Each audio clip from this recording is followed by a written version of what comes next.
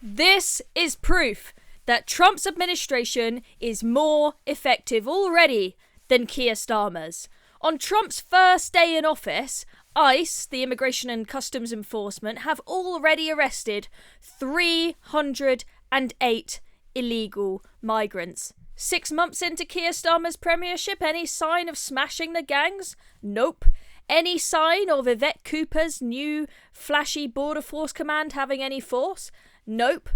But Donald Trump, he is already right on it, signing executive orders to make sure that enforcement agents have more powers to go after people who are breaking into the country. Keir Starmer and Yvette Cooper, take some notes. Let's have a listen to Trump's brilliant border czar, Tom Homan, on the news speaking about this. Let's talk about ICE visiting folks, because when I look at it, I look at the law, people that have final deportation orders, people that are criminal aliens.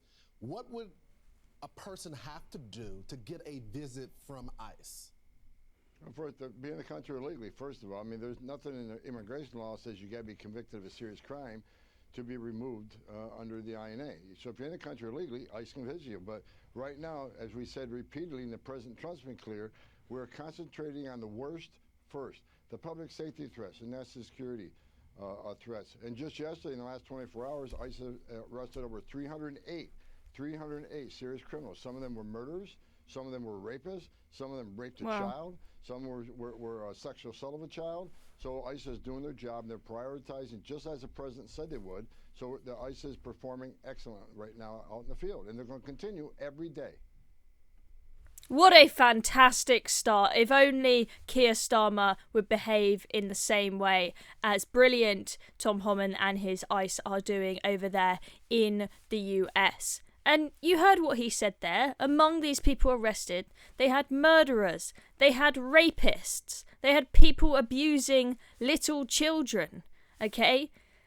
This idea that everybody who walks into the US, or anyone that comes across on a boat to Britain for that matter, every single one of them is a good apple. I'm sorry, but that is just wrong. You are going to get criminals in the mix there. They have no idea who's coming in the country when you allow people in illegally. You need to know who's coming in the country. I'm sorry, if you come in illegally, you should face a visit from the border force agents, from the ICE in this case in the US. Let's have a look at what Trump has been doing to make sure that these enforcement agents have the power to make those arrests that they have so brilliantly done.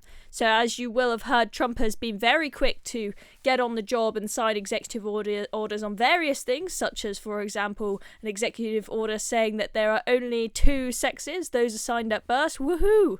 So that's a good win. But he's also signing executive orders to help Immigration and Customs Enforcement do their job. So it used to be the case that they were not able to arrest undocumented migrants in sensitive locations. So this would include places of worship, schools, hospitals, etc. This was being abused and people were hiding from the authorities in these buildings. So there's been an executive order to reverse that and change that, and now that restriction that stops them from going to those areas without approval is no longer going to exist. We had the DHS put out a statement saying criminals will no longer be able to hide in America's schools and churches to avoid arrest. The Trump administration will not tie the hands of our brave law enforcement and instead trust them to use common sense. DHS said in a statement announcing the decision on Tuesday.